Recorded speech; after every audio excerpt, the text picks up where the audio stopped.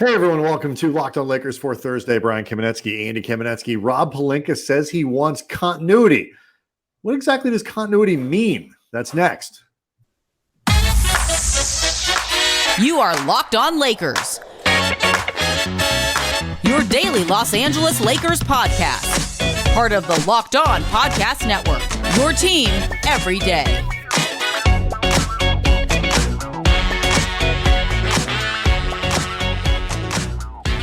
Thanks to everyone for making Locked On Lakers first listen of every day, Monday through Friday, no matter how or where you get your podcast. It's always going to be free, never behind a paywall. Locked On Lakers on YouTube is where you can go to hang out with almost 18,000 subscribers who are talking to each other, talking to us, leaving questions, leaving comments, and getting very excited about the beginning of free agency on Friday.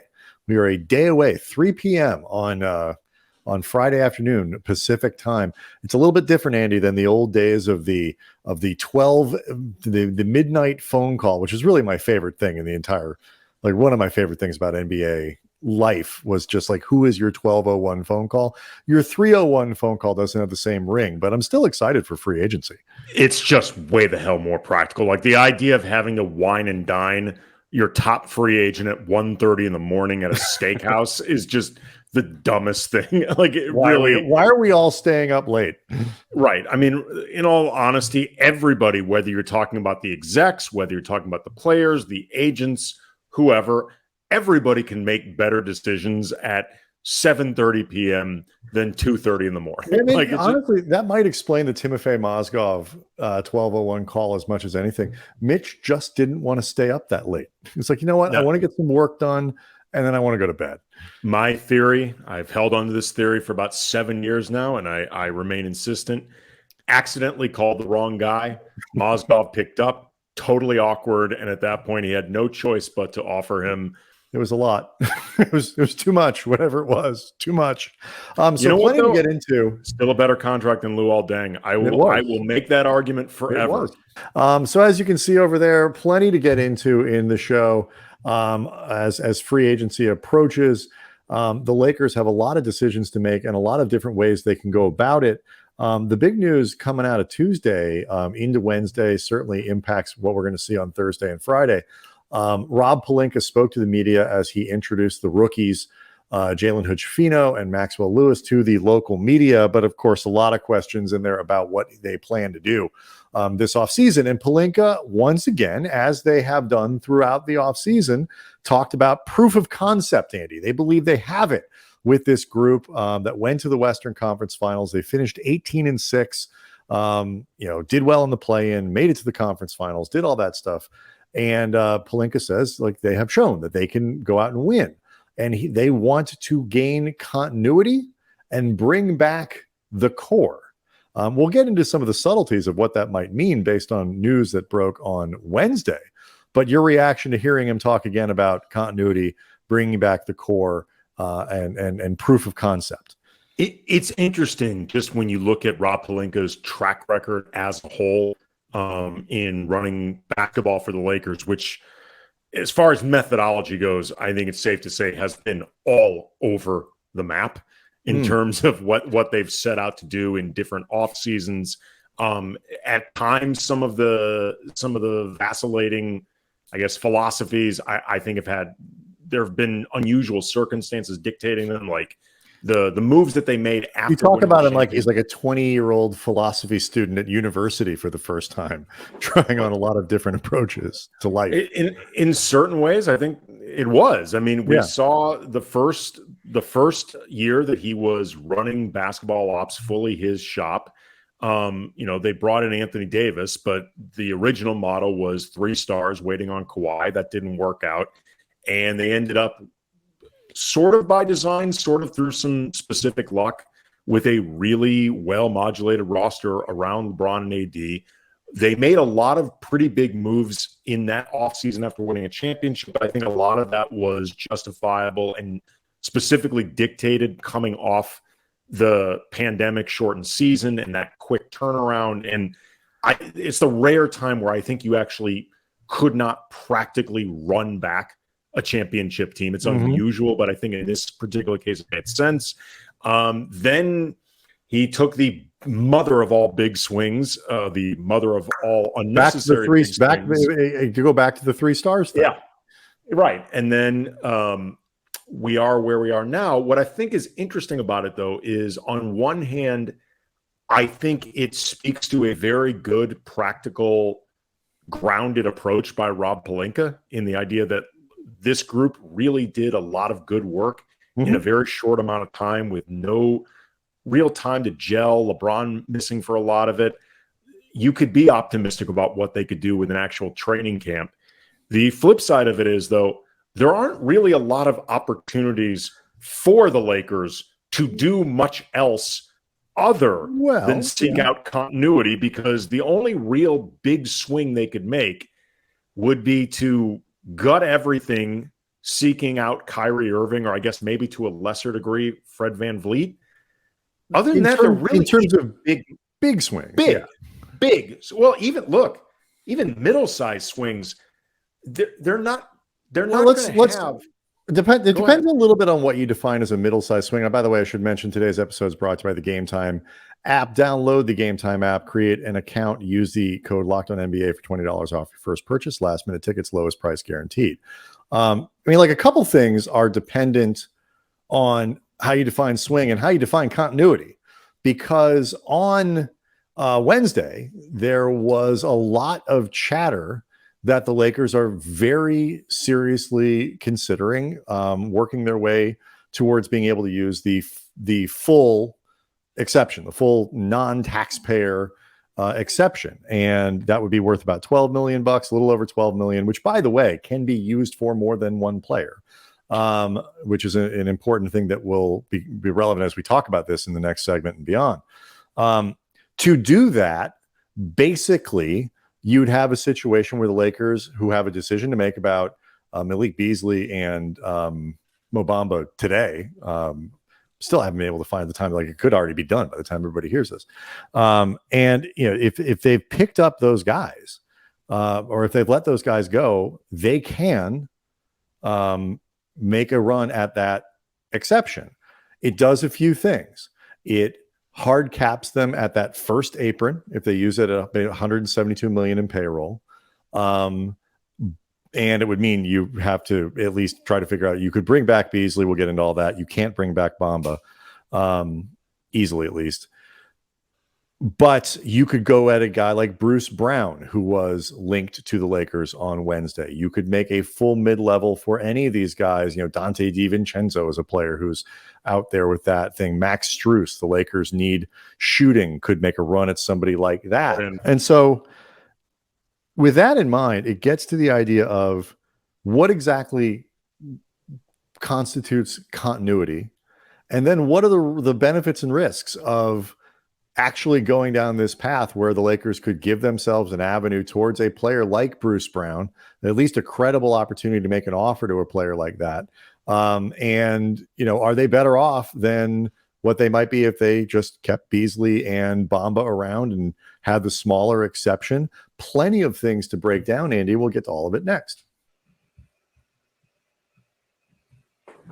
Locked On Lakers is brought to you by PrizePicks, and Laker fans, if you haven't signed up for PrizePicks, you are missing out on daily fantasy made easy. PrizePicks has the best DFS prop game on the market. They offer more props than any other DFS prop operator. They offer the superstar players, the bench players. Just pick 2 to 6 players and predict whether they will notch more or less in their PrizePicks stats projections, and you can win up to 25 times your money. PrizePicks offers projections on everything from MLB to WNBA to golf to cricket and the big 3. Here are some of the former Lakers playing in Ice Cube's league that you can make some statsy predictions on. Michael Beasley, Jody Meeks, Earl Clark, Corey Brewer, and Devin Ebanks, who somehow still isn't 35 years old yet. Amazing. Use the award-winning app on both the App Store and Google Play. Entries can be made in 60 seconds or less. Safe, fast withdrawals. So download the PrizePicks app or go to prizepicks.com. Sign up, play daily fantasy sports. The first-time users can receive a 100% instant deposit match up to $100 using the promo code LOCKEDON. Again, do not forget to enter the promo code LOCKEDON at the sign-up for the instant match. If you're not playing PrizePicks, you honestly don't know what you're missing. So This from Mike Singer at the Denver Post. One team with significant interest in signing Bruce Brown away from Denver is the Los Angeles Lakers. Multiple sources told the Denver Post. The Lakers could offer him the full MLE, $12.3 million annually. The Nuggets can only offer up $7.8. The Lakers would put themselves in this scenario in a big group of teams that would try to throw, at the very least, their full mid-level at a player like Bruce Brown. There are some teams that perhaps could go over to give, cap teams with actual cap space that could spend into it and all that, but the Lakers would give themselves a shot that they wouldn't otherwise have, certainly, if they were just paying the taxpayer. They get there basically by letting Beasley go, letting Bamba go. For the time being, you're probably letting Lonnie Walker go and dudes like that. And you have about $45 million or so to spend between Rui, Austin Reaves, D'Angelo Russell, and Bruce Brown. You got to cram all those guys in there to stay under that $172 million hard cap. For the purposes of our conversation, that's basically what we're working with. And it really gets to, Andy, the conversations that we've been having for the last week or so about what the market looks like, because in this scenario, it matters a lot if Hachimura gets 14 million versus 16, if D'Lo gets 16 versus 19 or something like that. And these trends that have seemed to pull the market down a little bit for a lot of players.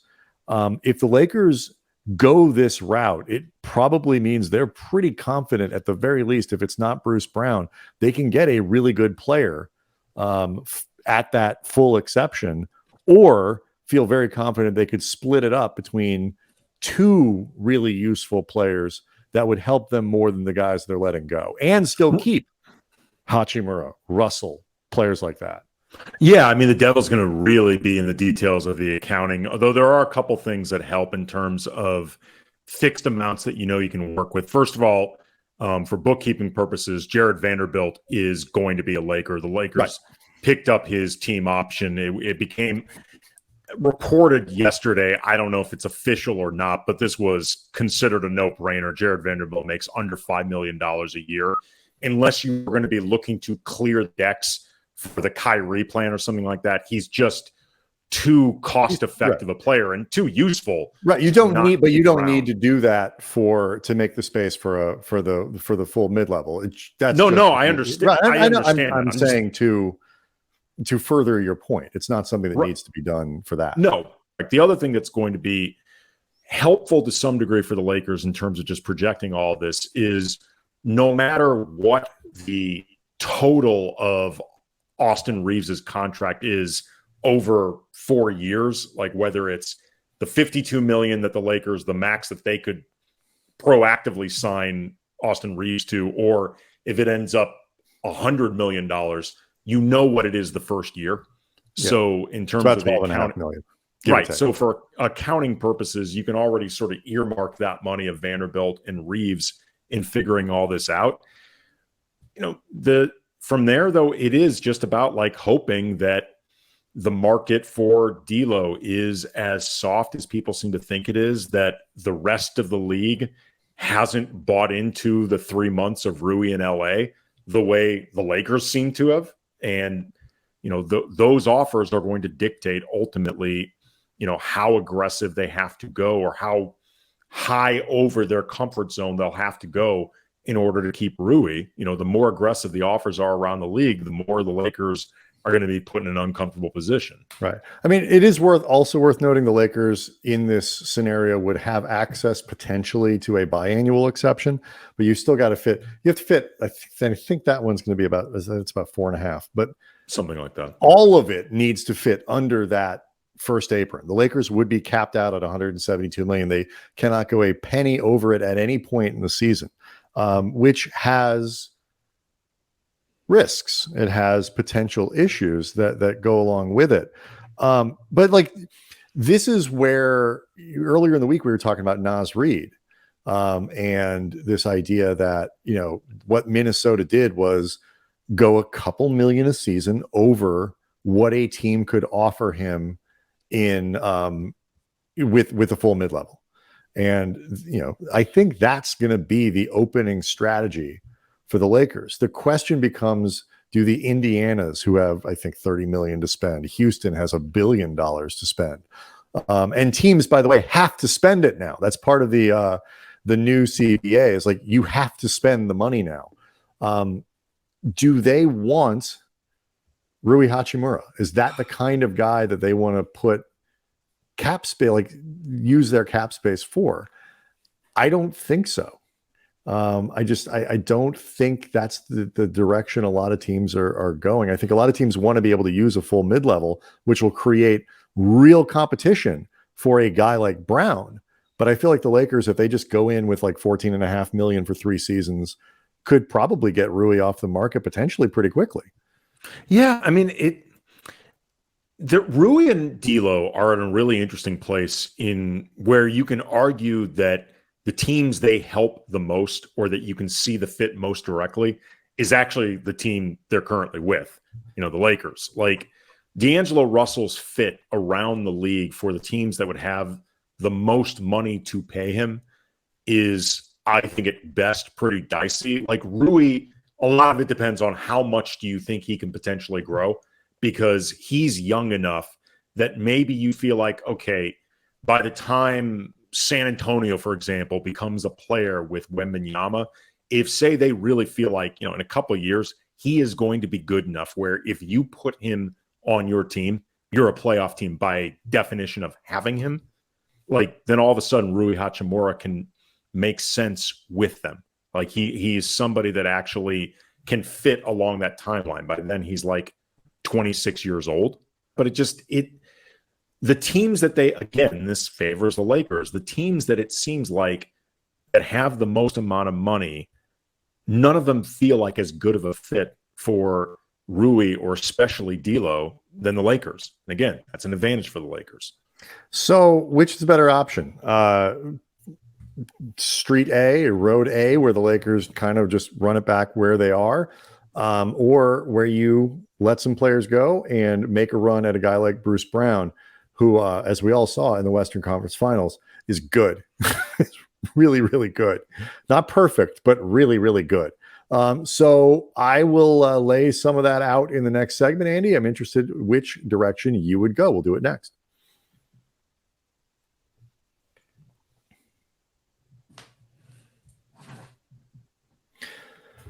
So if you're looking for the best argument for go for Bruce Brown, whether that is literally Bruce Brown or figuratively Bruce Brown, somebody that you think you could get for a full mid-level exception, the basic argument for that, Andy, is you are allowing access to the best possible players that you can get while still keeping the most important members of your core. Like we will find out, like, when Rob Pelinka is talking about continuity, is he talking about you, player on the Lakers? We'll find out. I think he means, obviously LeBron, AD, Austin Reaves, Rui. I think D'Lo is what he's talking. D'Lo's definitely in that conversation. Counts as part of that core. They're bringing back Vanderbilt. It wouldn't shock me in this scenario if a guy like Troy Brown sneaky comes back through the back door on a minimum deal again for next year. But he's not continuity. Troy Brown is not continuity. He's not continuity, but he's a player who played a lot of minutes last year who could play more minutes this year. Sure, if he were on the team again. Maybe. He may not be part of the core, but I think he is.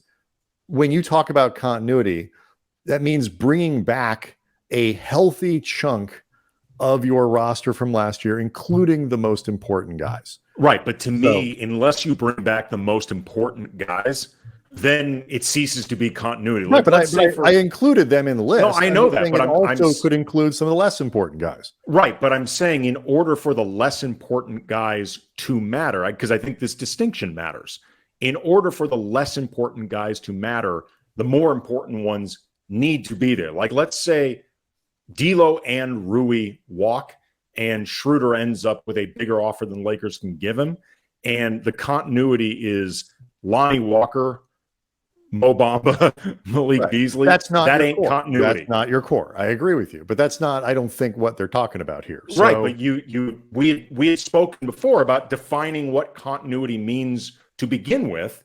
I'm okay, saying for fair. these purposes, I don't consider Troy Brown, or in a lot of ways even Jared Vanderbilt, necessarily what they are thinking about as continuity or the core of continuity. I think they are periphery continuity that could matter, but they can't represent continuity without other guys being there. Of course, I think that's true. So that's the upside. Like, Bruce Brown makes the Lakers better, and he is better than anybody they can outright, without somebody taking some sort of unexpected, unrealistic, in term for planning purposes, unrealistic discount, because they just want to play with LeBron or just want to play in LA or whatever the reason might be. Bruce Brown is better than anybody, literally or figuratively. Bruce Brown, somebody on that level, is better than anybody they're going to be able to sign. That's the basic argument. The more good players you have, the better. The downside is, and these are real things to think about, you may let players go, potentially useful players. Mo Bamba, we talked about it earlier in the weekend, of the everydayers certainly understand, fills a need that will be difficult for them to fill if they just let him go. And unlike Beasley, who, because he has a team option, the Lakers can decline it and then look to re-sign him at a smaller deal. Bamba has with bird rights. Right. With their bird rights, they could max him out if they want. Bamba, because he has a partial guarantee, the Lakers would have to release him, and then they lose those bird rights and all the rights that go along with it. Harder to bring him back in that scenario. So you could let useful players go and then not get who you want. So that is a problem. You would be hard capped at that, at that first apron, which could be a problem later in the season. If you're trying to add players, you need to move guys around, whatever it might be.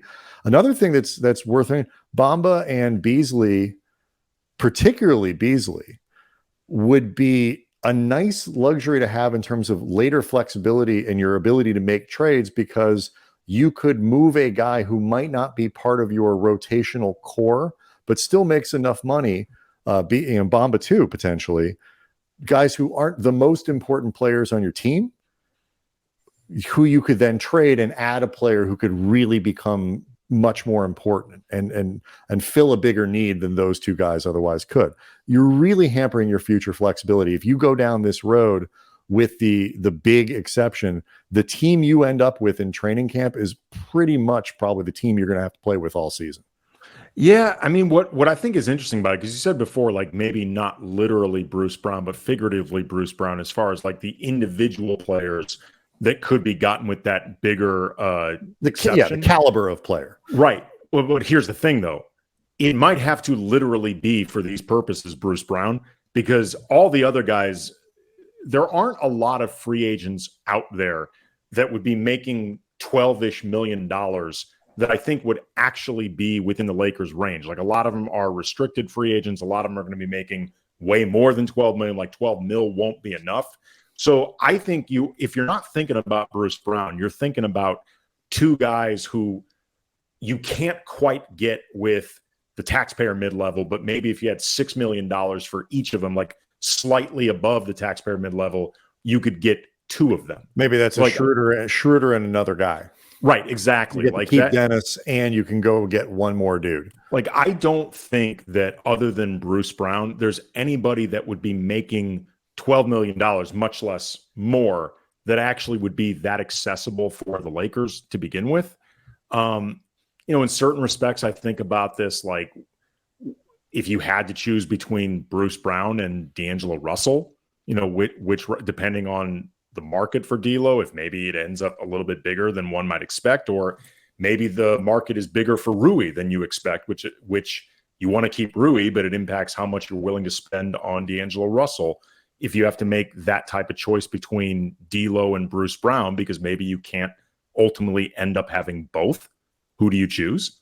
It's going to start turning into the prioritizing of certain players, that you have in front of you, it's pretty obvious the two guys they covet the most are Austin and Rui.